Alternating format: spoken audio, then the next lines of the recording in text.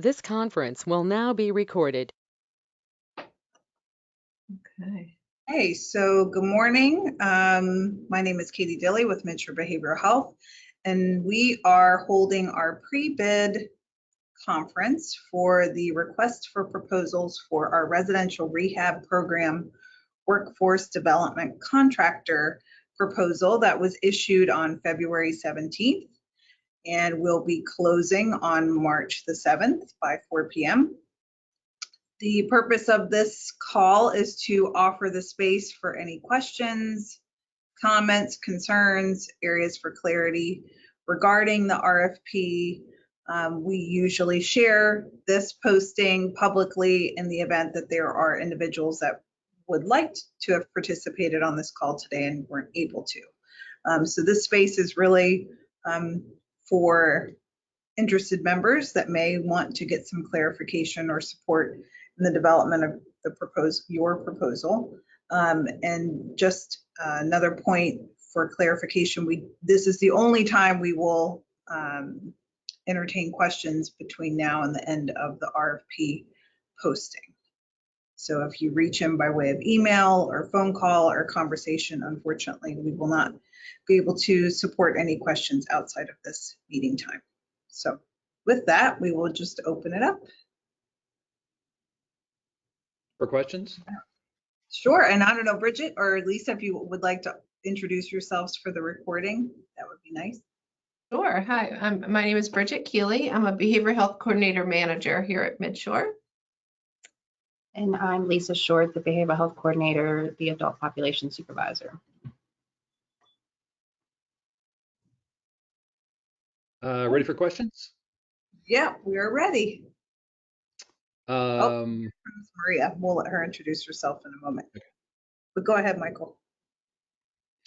I had a question about provision 6, which says that eligibility is for any licensed or incorporated agency or organization, public or private.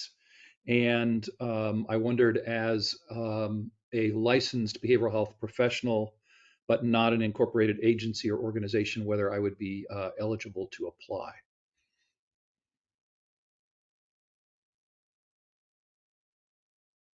I believe so. Mm-hmm. So that's a yes? The Yes. answer is yes. Okay. The other question that I had was related to provision 10 about your standardized agreement to provide services. I would imagine that that's an agreement that you use typically around the provision of clinical or treatment services. And I was wondering, A, whether that's a standardized agreement that might be available to review in advance of the submitting a bid. And the second was whether you ever consider or have the ability to make modifications to the standard agreement to fit the unique situation of particular situations such as this that's related to consultation and training. Mm-hmm.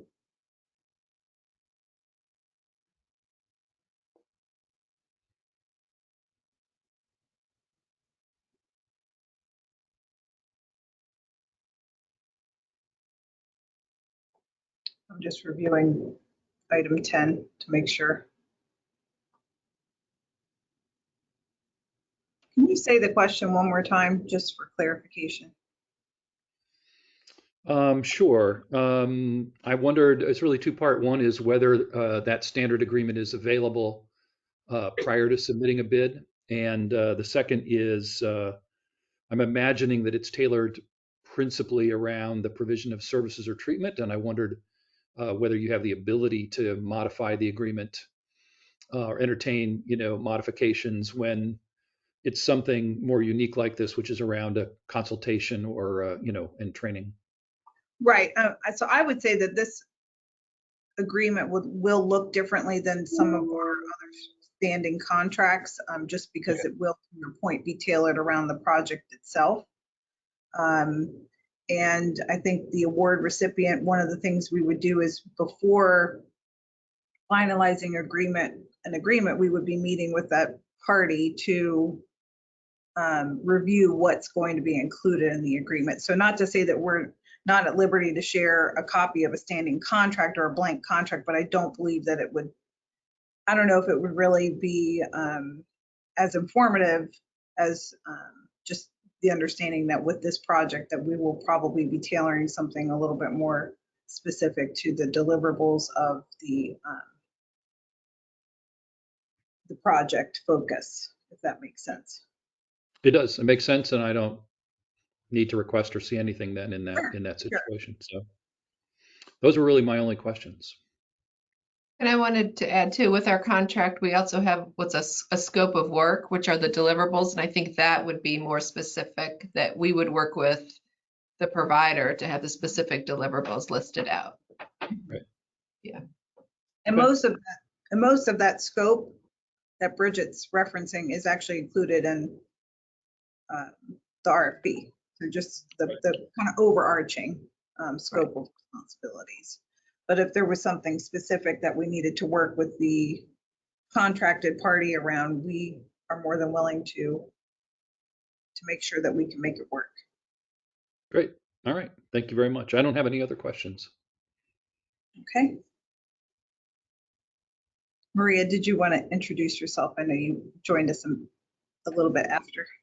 Good morning. I'm Maria Daniels. I'm the programs director. Nice to meet you, Michael. It's nice to meet you, Maria.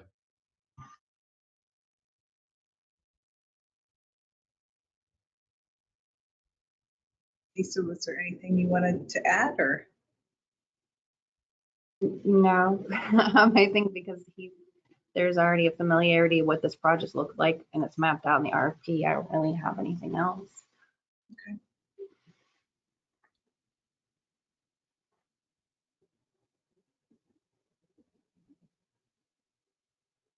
All right. Well, Great. thank you very much. Thank you. Thank you All for right. joining us. Take care, everybody. Thanks. care. Mhm. Bye.